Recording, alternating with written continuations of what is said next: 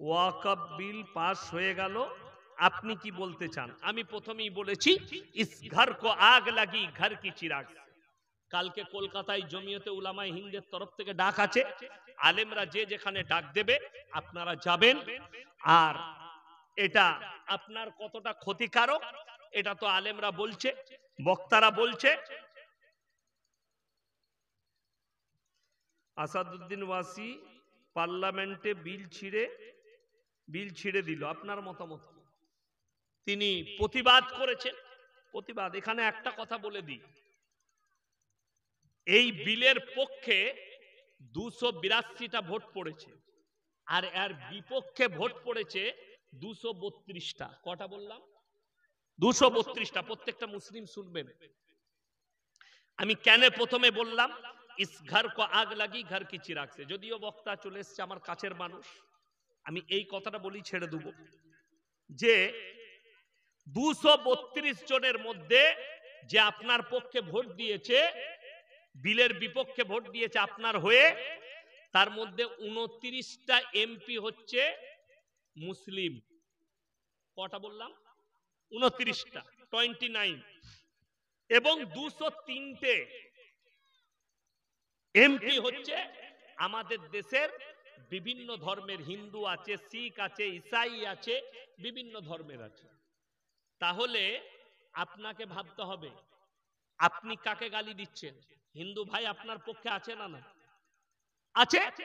203টে vote তারাই দিয়েছে, আর 229টা MP শুধু মুসলিমদের। এরপর আমি প্রথমেই বললাম, মোবাইলে আমার কাছে রেকর্ডিং আছে, দুটো বেরেলিদের মৌলবি, দুটো কাশ্মী বলবি, গলায় গেরুয়া কাপড় লাগিয়েছে, তারা ডাইরেক্ট বলছে ये अच्छा हुआ, ये बिल पास हुआ, बहुत अच्छा हुआ। এরা কিন্তু দুজন দেওবন্দি মৌলবি আর দুটো বেরেলি মৌলবি। আর একটা নাম করলাম, নাম করেই দিলাম যেহেতু তারটা প্রুফ আছে আমার কাছে, তার নাম হচ্ছে আব্দুল্লাহ সালিম চতুর্বেদী। কবে বায়ান করেছে আমি জানি না, কিন্তু বায়ানটা আমি দেখলাম আজকে রিপাবলিক চালিয়েছে, আজকে চালিয়েছে 8 ঘন্টা আগে। আমি যখন গাড়িতে আসছি তার থেকে 8 ঘন্টা আগে রিপাবলিক টিভি সকালের দিকে চালিয়েছে। ये मौलवी क्या कह रहे हैं आप लोग अच्छा से सुनिए। तो উনি সেখানে বলছেন 70 একর জমি মহারাষ্ট্রে বিক্রি হয়েছে, किसने बेच दिया और पैसा किसने खा लिया? ये मुसलमानों ने ही खा लिया, ওয়াকফ वालों ने ही खा लिया। এটা আমি বলিনি, এটা আব্দুল্লাহ সালিম চতুর্বেদীর বয়ান। আমি তো দেখা হলেই এটাকে ধরবো। आपने ये तकरीर किया, ये आप सुन लीजिए, आप ही का तकरीर है। तो इस घर को आग लगी घर की चिराग से। আল্লাহ তাআলা মুসলমানের জানের মালের হিফাজত করুক, বলুন আমিন। আল্লাহর কাছে দোয়া করুন, আল্লাহ তুমি কোরআনের হিফাজত করো। ভারতের মাটিতেও ধর্মযুদ্ধের একটা বীজ তৈরি করা হচ্ছে, তাকিয়ে দেখুন কারা করছে, ওটা দেখলে বুঝতে পারবে। তাতে সে মুসলিম হোক আর অমুসলিম হোক, যারাই এই বীজটা তৈরি করছে তারা মনে রেখে দিবেন আগুন নিয়ে খেলছেন, ওই আগুনে শুধু সাধারণ মানুষ পুড়বে না, তোমরাও পুড়বে। এই বীজ তৈরি হয়েছে, এটা কিয়ামতের আলামত, যে আখরি জামানায় সমাজের বুকে মানুষ হবে হিংস্র প্রাণীর থেকেও খারাপ। একটা মানুষের কাছে একটা প্রাণের কোনো মূল্য থাকবে না, একটা মানুষকে মারতে একটা সেকেন্ড সময় নেবে না। কিসের জন্য? নিজের স্বার্থের জন্য, নিজের জন্য মারতে কোনো সময় নেবে না। আজকে ওই জিনিসটাই ঘটছে পৃথিবীর বুকে। আপনি তাকিয়ে দেখুন, তাহলে বুঝতে পারবেন মানুষ কতটা হিংস্র আর কিভাবে কিয়ামতের আলামতগুলো একটা একটা করে ফুটে উঠছে, আপনি অনুভবও করতে পারবেন। মুসলমান নামাজ পড়ে আর বলে আমি মুসলমান আছি, কিয়ামতের পূর্বে আপনি মনে করেন না তৃতীয় বিশ্বযুদ্ধ এটা নবীজির ভবিষ্যৎবাণী, খাতারনাক যুদ্ধ হবে, পরমাণু যুদ্ধ হবে। আর আপনি মনে করেন না ইমাম মেহেদি জন্ম নিবেন রাসূলের হাদিস মোতাবেক। ইমাম মেহেদি একটা সাধারণ মানুষের মতো থাকবে, সাধারণ মানুষের মতো, তাকে কেউ চিনতে পারবে না। তার দাড়িও থাকবে না, সে প্যান্ট শার্টও পরতে পারে, কি বুঝলেন, এমনি সাধারণ নামাজি হবে, সাধারণ মানুষের সাথে ঘুরে বেড়াবে। আল্লাহ যখন ইচ্ছা করবেন এক রাত্রিতে তার পরিবর্তন দিয়ে আত্মপ্রকাশ ঘটাবেন। এটা রাসূলের হাদিস। কয়েকদিনের ভেতরে তার মধ্যে উল্লেখযোগ্য যে তার 40 বছর বয়স পেরিয়ে যাবে, তারপরও দেখবেন আমাদের নিয়মে আছে, সায়েন্সের নিয়মে, একটা মানুষ খুব জোর হলে 17 থেকে 18 বছর পর্যন্ত তার হাইট বাড়ে, তারপরে আর হাইট বাড়ে না। খুব জোর 20 বছর পর্যন্ত হাইট বাড়ে। কিন্তু রাসূলের হাদিসে আছে ইমাম মেহেদির যে আলামত হবে 40 বছর বয়সের পরে হঠাৎ করে তার উচ্চতায় বৃদ্ধি হবে, তার শরীরের সবকিছু পরিবর্তন দেখা দিবে এবং হঠাৎ করে আত্মপ্রকাশ ঘটবে। দাজ্জালের আবির্ভাব হবে, দাজ্জালের হাত থেকে সবাই বাঁচতে পারবেন। আজকে বহু মুসলমান ঈমান হারাচ্ছে আশ্চর্য আশ্চর্য জিনিস দেখে। আল্লাহর নবী সাল্লাল্লাহু আলাইহি সাল্লাম হাদিস বলেছেন, ইমাম মেহেদী আর ঈসা মসিহ আসার পূর্বে বহু এরকম লোক বের হবে যারা নিজেকে ইমাম মেহেদী বলে দাবি করবে। গত বছরই আমার কাছে একটা ফোন এসেছিল নদিয়ার করিমপুর থেকে, এক গ্রাম থেকে। হুজুর, আমাদের এখানে একজন ব্যক্তি গ্রামে গ্রামে যাচ্ছে আর লোককে বায়েত করাচ্ছে, বলছে আমি ইমাম মেহেদী। আমি বললাম তাকে ফাটা বাসে করে বাড়ি মারো, মালটা কি বেরিয়ে যাবে। পরে ধরা পড়লো সে ধোঁকাবাজ। এইরকম বহু দেশে ইমাম মেহেদী বলে বহুজন দাবি করে বসবে, কিন্তু যে অরিজিনাল ইমাম মেহেদী হবে সে কোনোদিন দাবি করবে না আমি ইমাম মেহেদী, তার হঠাৎ করে আত্মপ্রকাশ ঘটবে। এবং হাদিসে আছে খোরাসান উঁচু নিচু জায়গা, পাহাড় পর্বত এলাকা থেকে আল্লাহর কুদরতে একটা লস্কর বের হবে, যোদ্ধা বের হবে, সেই যোদ্ধাদের কমান্ডার হবে ইমাম মেহেদী। তার কাছে অত্যাধুনিক অস্ত্র থাকবে। তারা যখন যুদ্ধ করতে লাগবে পৃথিবীর আর কোন শক্তি তার সামনে দাঁড়িয়ে টিকতে পারবে না। তারা আল আকসায় গিয়ে ঝান্ডা গেড়ে দিবে, জোরে বলুন সুবহানাল্লাহ। এবং গোটা পৃথিবীতে ইসলাম প্রতিষ্ঠিত হবে। মুসান্নাব ইবনে আবু শাইবার হাদিস, রাসূল আকরাম সকলে বলুন সাল্লাল্লাহু আলাইহি ওয়াসাল্লাম সাহাবীদের সামনে বর্ণনা করলেন, হে আমার সাহাবীরা, গোটা পৃথিবীতে যেদিনে ইসলাম প্রতিষ্ঠিত হয়ে যাবে মসজিদগুলো মুসল্লিতে ভরে যাবে, জোরে বলুন সুবহানাল্লাহ। কিন্তু নবীজি ইতস্তত বোধ করলেন, কি বলে? রাসূল আকরাম সাল্লাল্লাহু আলাইহি সাল্লাম ইতস্তত বোধ করে বললেন, হে আমার সাহাবীরা, সেই জাওয়ানায় যে মসজিদ ভর্তি হয়ে যাবে সেই মুসল্লিগুলো হবে সুদখোর আর হারামখোর মুসল্লি, তাদের মধ্যে মুমিন খুঁজে পাওয়া মুশকিল হবে। বড় বড় অট্টালিকা বাড়ি বানাবে, বড় বড় শপিং মল তৈরি করবে এবং তারা সবাই থাকবে সুদখোর আর হারামখোর, তাদের মধ্যে মুমিন খুঁজে পাওয়া দুষ্কর হয়ে যাবে। আমার বন্ধুগণ, ওই জন্য যারা এখানে বসে আছেন অনুরোধ করে বলে যাচ্ছি, কিয়ামতের আলামতগুলো প্রকাশ পাচ্ছে, আজ থেকে নিয়ত করলেন আমরা সবাই মুমিন হব, জোরে বলুন ইনশাআল্লাহ। কেন জানেন? যদি আপনার চোখের সামনে পশ্চিম দিকে সূর্য উঠে যায়, যেদিনে পশ্চিম দিকে সূর্য উঠবে সেই দিন থেকে আমলের দরজাকে আল্লাহ বন্ধ করে দিবেন, আর কোনো আমল কবুল হবে না। না নামাজ, না রোজা, না দান খয়রাত, না যাকাত সাদকা ফিতরা, কোন আমল আর মানুষের আল্লাহর কাছে গ্রহণ হবে না।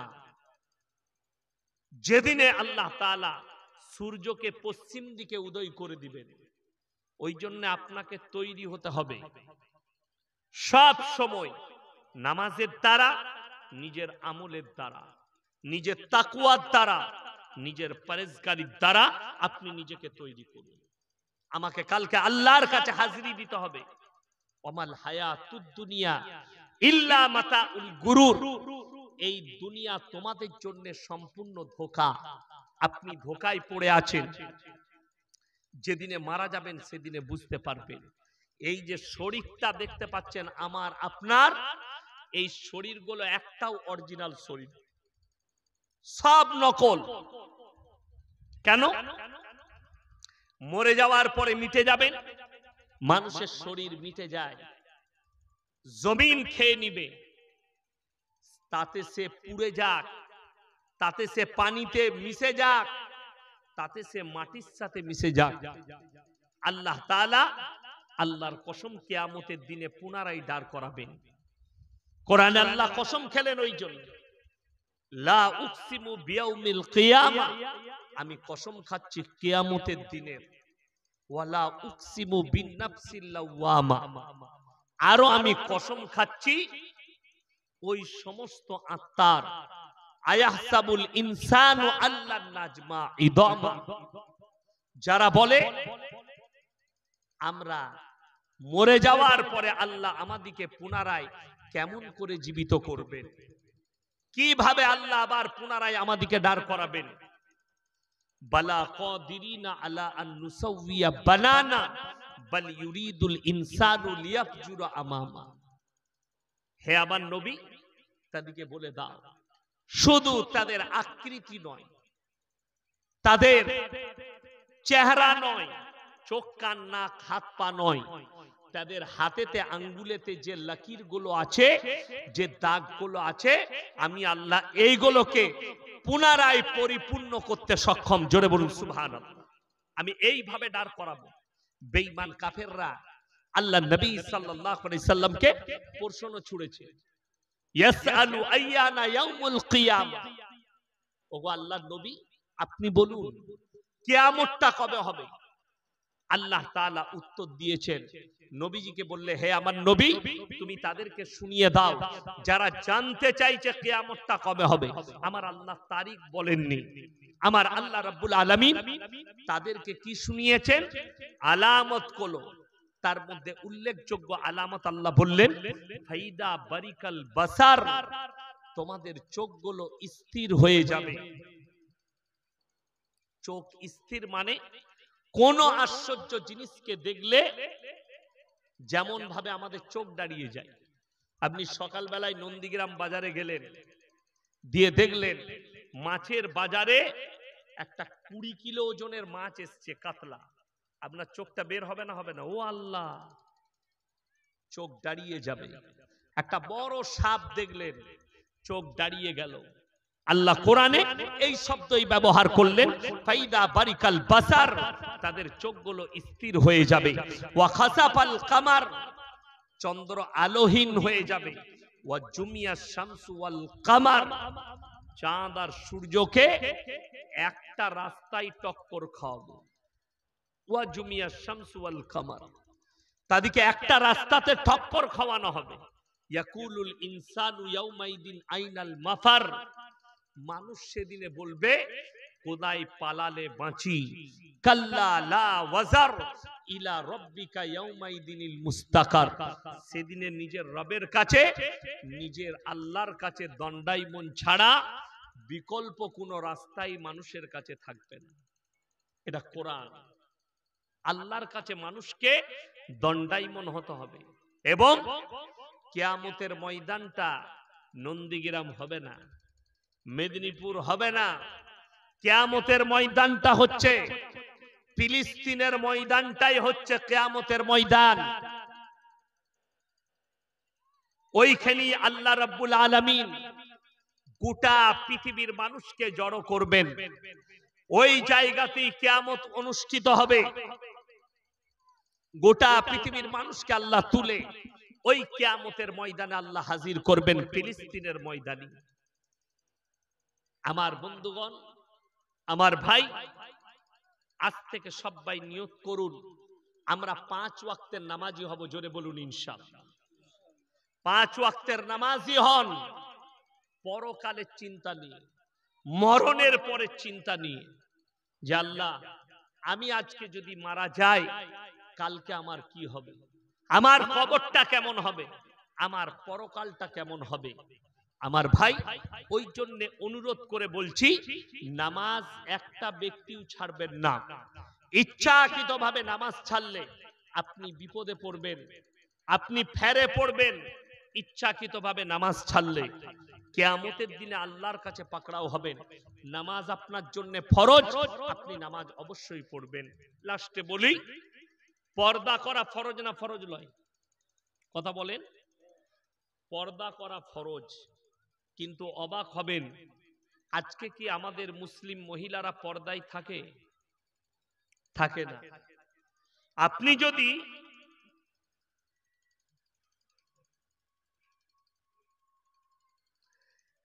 যদি একটা চকলেট কিনতে যান, পালস চকলেট, তার কিমত, তার দাম হচ্ছে 1 টাকা। কত দাম বললাম? 1 টাকা। সেটা প্যাকেটের মধ্যে থাকে না বাইরে থাকে? প্যাকেটের মধ্যে থাকে। কেউ যদি প্লেটে করে নিয়ে বিক্রি করে, নিশ্চয় আপনি ওটা খাবেন না। কিনবে কেউ? কেউ যদি খালি প্লেটে বিক্রি করে চকলেট, কিনবেন না। কেন?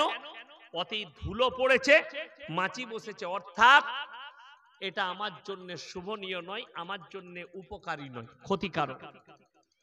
হাইরে মুসলমান, আপনি 1 টাকা চকলেটের মূল্য বুঝলেন, কিন্তু নিজের বিবির ইজ্জতের মূল্য বুঝতে পারলেন না, বিটির ইজ্জতের মূল্য বুঝতে পারলেন না, বোনের ইজ্জত বুঝতে পারলেন না, স্ত্রীর ইজ্জত বুঝতে পারলেন না।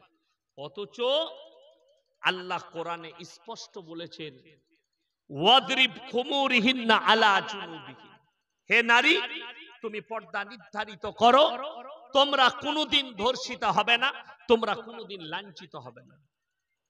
এটা রাসূল আকরাম সাল্লাল্লাহু আলাইহি ওয়াসাল্লামকে আল্লাহ তাআলা বললেন। তুমি তোমার উম্মতিকে বলো, ওয়াদরিব খুমুরিহিন্না আলা জুনুবিহিন, হে নারী তোমরা নিজেকে ঢেকে লাও, তোমরা কোনোদিন ধর্ষিতা হবে না, তোমরা কোনোদিন লাঞ্ছিত হবে না। আমার বন্ধুগণ, আমার ভাই, আপনাদিকে বলে যাই, বাজারে যদি কোনো ব্যক্তি কলাগুলো ছিলে বিক্রি করে, সেই কলা আশা করি কেউ কিনবে না, যেহেতু এতই ধুলো বসেছে, মাছি বসেছে। একটা কলাই মাছি বসার কারণে, ছিলে বিক্রি করার কারণে তার ইজ্জত নষ্ট হয়েছে, আপনি ওই কলা কিনবেন না। আপনি ভেবে দেখুন, তাইলে আপনার মায়ের ইজ্জত কতটা, আপনার বোনের। রাসূল সাল্লাল্লাহু আলাইহি সাল্লাম হাদিসে আছে, রাস্তা দিয়ে পেরিয়ে যাচ্ছেন, একজন মুশরিকের বিটি, হাতেম তায়ের বিটি পেরিয়ে যাচ্ছে, তার গায়ে মাথায় কাপড় নেই। রাসূল সাল্লাল্লাহু আলাইহি সাল্লাম নিজের মাথার পাগড়িটা খুললেন, তার গায়ে চাপিয়ে দিলেন, মাথাটা ঢেকে দিলেন। সাহাবীরা বললেন, ইয়া রাসূলুল্লাহ, এটা মুশরিকের বিটি। আল্লাহর নবী ধমক দিলেন, হে আমার সাহাবীরা শোনো, আমি মেয়েদের মাথা ঢাকতে এসেছি, খুলতে আসিনি। জোরে বলুন সুবহানাল্লাহ।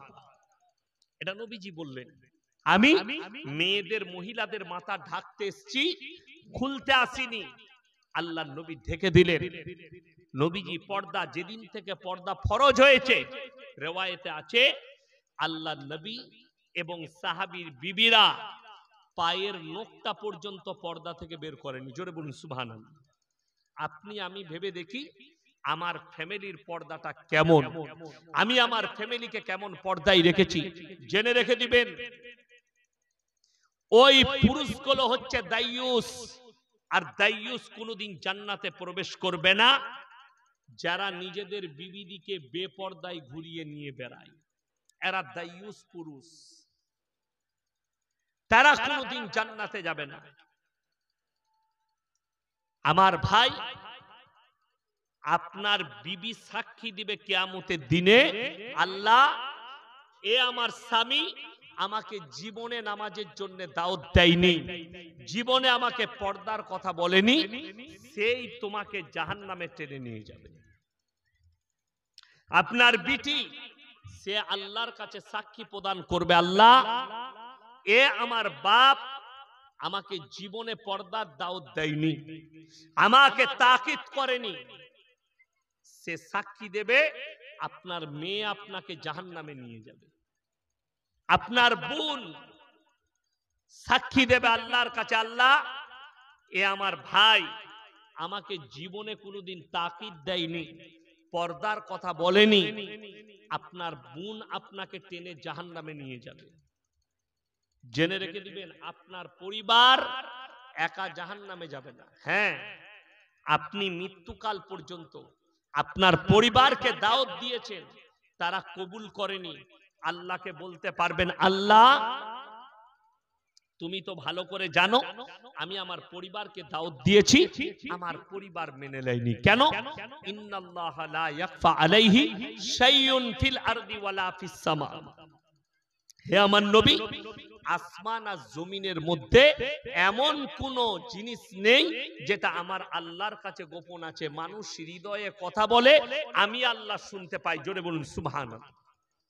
আপনি অন্তরে কথা বলবেন, আমার আল্লাহ শুনতে পাবেন। ওই জন্য অনুরোধ করে বলছি, নিজের ফ্যামিলিকে পর্দায় নিয়ে আসুন, পরকালের কথা ভেবে। নিজের স্ত্রীকে পর্দা দেন, বিবিকে পর্দায় নিয়ে আসুন, আপনার পরিবারকে পর্দায় নিয়ে আসুন। তা না হলে আপনি কিয়ামতের দিনে আল্লাহর সামনে কি নিয়ে দাঁড়াবেন আপনি নিজে চিন্তা করুন।